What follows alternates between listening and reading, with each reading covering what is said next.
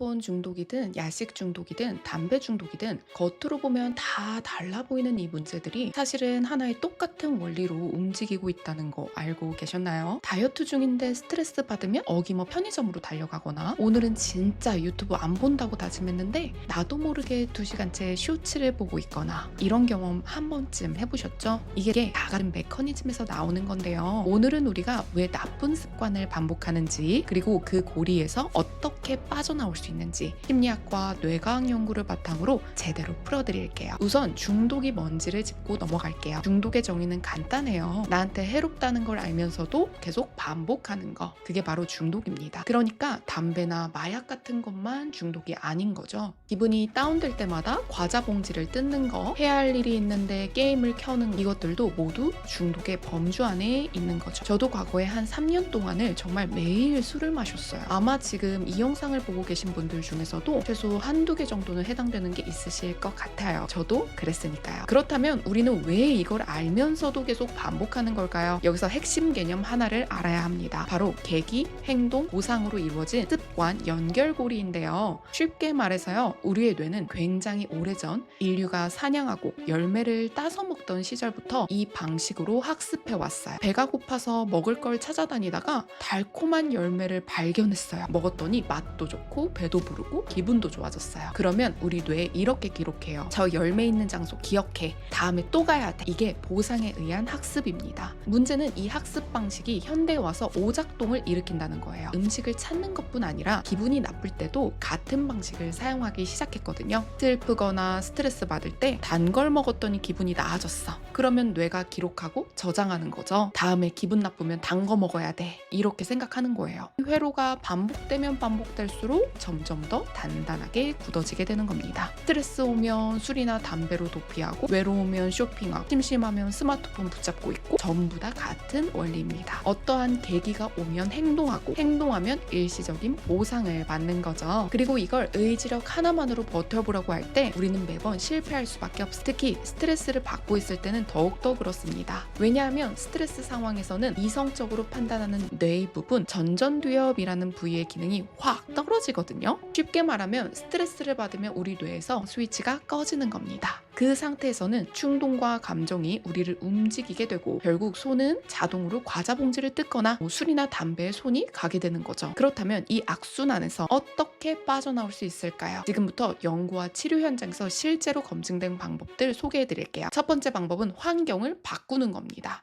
우리 뇌는 환경 신호에 굉장히 예민한, 침대에 누우면 자동으로 스마트폰을 집어드는 이유 뭔지 생각해 보셨나요? 그건 침대라는 장소 자체가 뇌의 스마트폰을 켜라는 신호로 각인됐기 때문이에요. 이미 짝꿍이 된 상태인 거죠. 습관을 유발하는 환경 신호만 제거해도 행동이 40% 이상 감소했다는 연구 결과가 있을 정도예요. 실천 방법은 아주 간단해요. 스마트폰 충전기를 침대 옆이 아니라 복도나 서랍 쪽으로 옮기세요. 집에 과자나 아이스크림을 아예 들여놓지, 눈에 보이지 않으면 손이 가지 않아요. 이건 의지력 싸움이 아니라 뇌의 자동화 회로를 교란시키는 전략입니다. 환경만 바꿔도 이미 절반은 해결돼요. 두 번째 방법은요, 나쁜 습관을 없애는 게 아니라 덮어 쓰는 거예요. 중독을 끊으려면 그 행동을 아예 사라지게 만들어야 한다고 생각하기 쉬운데요. 연구를 보면 그게 아닙니다. 기존 습관을 완전히 지우는 것보다 새로운 행동으로 덮어 쓰는 게 훨씬 더 효과적. 원리가 뭐냐면요, 같은 계기에다가 다른 행동을 연결하고 비슷한 수준의 보상을 느끼게 만드는 겁니다. 예를 들어 볼게요. 스트레스가 오거나 심심해질 때 유튜브 쇼츠를 보는 습관이 있다면 그런 계기, 그런 동기가 왔을 때 5분 산책을 하거나 짧은 글쓰기를 대신하는 거예요. 처음엔 되게 억지처럼 안 맞는 옷을 입는 느낌 들거든요. 그런데 이게 반복되면 뇌의 도파민 회로 자체가 조금씩 바뀌기 시작해요. 저는 이걸 패턴이라고 표현하는 거고요. 이건 스마트폰 중독뿐만 아니라 도박, 폭식, 음주, 다양한 중독 치료 프로그램에서 핵심 기술로 쓰이고 있습니다. 핵심은 미리 대체 행동 2-3가지를 준비해 두는 거예요. 스트레칭, 책 5쪽 읽기, 10분 산책, 이런 것들이요. 충동이 올 때 멍하니 있지 말고요, 이미 준비해둔 목록에서 하나를 골라서 실행하는 거예요. 세 번째 방법은 인지행동 치료인데요. 사실 되게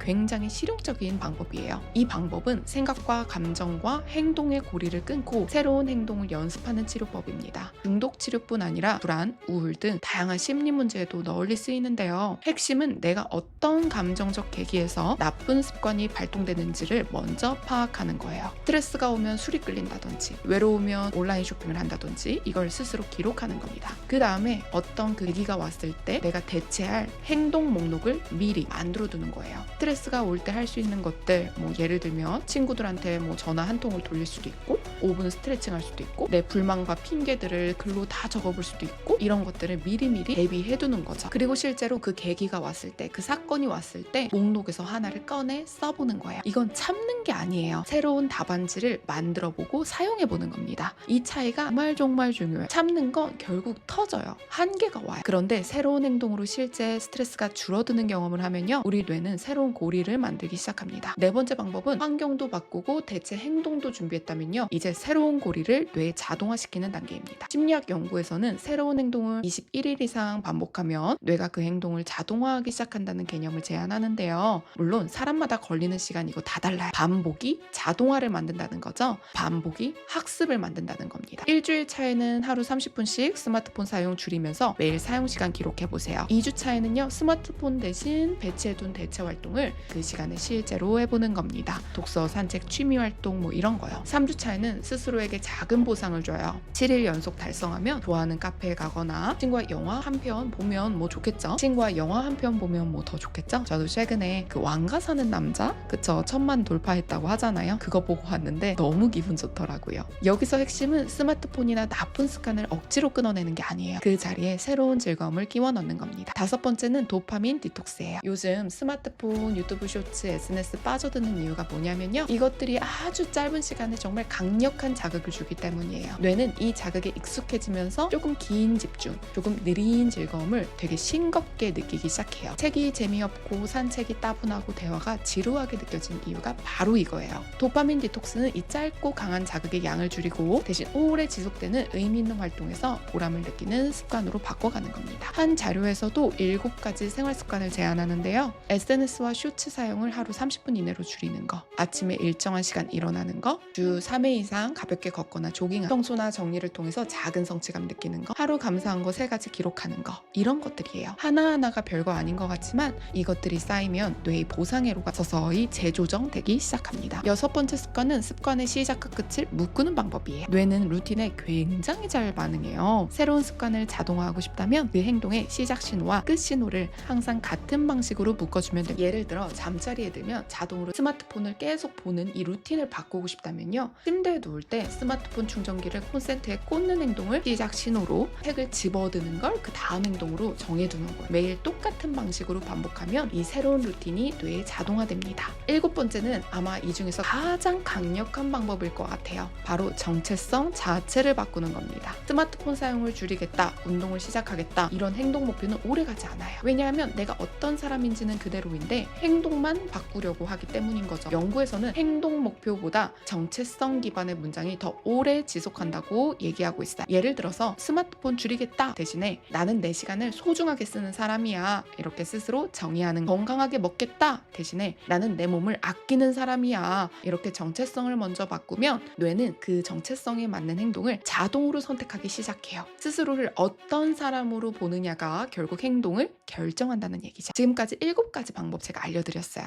환경 바꾸기, 나쁜 습관 새 행동으로 덮어쓰기, 대체 행동 미리 계획하기, 21일 루틴으로 새 패턴 자동화시키기, 도파민 보상회로 재조정하기, 시간과 끝을 묶는 루틴 설계하기, 그리고 정체성 기반으로 스스로를 재정의하는 것까지. 방법은 이렇게 많이 있어요. 그리고 또 유튜브나 뭐 책이나 다른 곳에서도 방법은 이미 넘쳐나요. 그런데 한 가지 솔직한 이야기 드려야 될 것 같아요. 이 방법들 알고 있어도 실행 안 되잖아요. 그거 방법이 부족해서가 아니고요, 방법 문제가 아닙니다. 내 안에 이 방법들을 알면서도 작동하지 못하도록 막고 있는, 내 안에서 자동으로 계속 반복되고 있는 이 실행 방해 패턴이 먼저 해결되지 않으면요, 또 우리는 이거 다 알아도 나쁜 습관이 과거 패턴처럼 반복되고요, 발동되고요, 그리고 또 그 습관이 채워주는 심리적 공백도 또, 왜냐면 우리 각자는 나쁜 습관이 발동되는 계기도 다르고요, 그 습관이 채워주는 심리적 공백도 다르기 때문이에요. 대체 행동을 실행하지 못하게 만드는 방해 요인도 다 전부 개개인마다 다릅니다. 또 그 요소들이 다 하나씩이 아니라 여러 가지들이 겹겹이 겹쳐있고 쌓여있고 얽히고 설켜 있어요. 누군가는 관계에서 받는 쌓이는 스트레스가 계기가 되고, 누군가는 완벽주의적인 사고방식이 시작조차 못하게 막습니다. 또 어떤 분은 과거에 반복된 실패 경험이 자기 효능감 자체를 바닥으로 떨어뜨려 놓은 상태일 수도 있어요. 이 방해 패턴을 먼저 파악하지 않고 또 방법만 적용하면요, 또 열심히 하다가 다시 제자리로 돌아오는 걸 10년, 20년 계속 반복하게 될 거예요. 많은 분들이 그 굴레에 빠져 있고, 저도 정말 오랜 시간 그 굴레 안에 있었습니다. 생동대장 진단은 바로 그 지점을 정확하게 다뤄줘요. 내가 왜 실행이 안 되는지, 어떤 패턴이 내 변화를 방해하고 있는지를 진단하고, 그 패턴에 맞는 방향성을 함께 이야기하는 과정입니다. 병원에서 우리 증상만 보는 게 아니라 원인을 진단하고 그 다음에 치료 방향을 잡는 것처럼요. 그것과 똑같은 거예요. 그냥 증상만 매번 치료하면요, 원인이 잡히고 혼자서 이 악순환을 깨려고 하면 또 도돌이표, 이게 반복돼서 그 패턴이 또 학습이 되죠. 나의 패턴을 제대로 알고 그에 맞는 방향으로 그 10년이 6개월로 줄어들어요. 방법은 충분히 여러분들 알고 있습니다. 이제 남은 건 여러분들 안에 방해 패턴을 찾아내는 일이에요. 그게 진짜 시작점입니다. 하루 딱 3명 한정 무료 상담 진행하고 있으니까요. 지금 바로 아래 링크 확인하세요. 불시에 마감되니까 지금 바로 미루지 말고 신청하세요.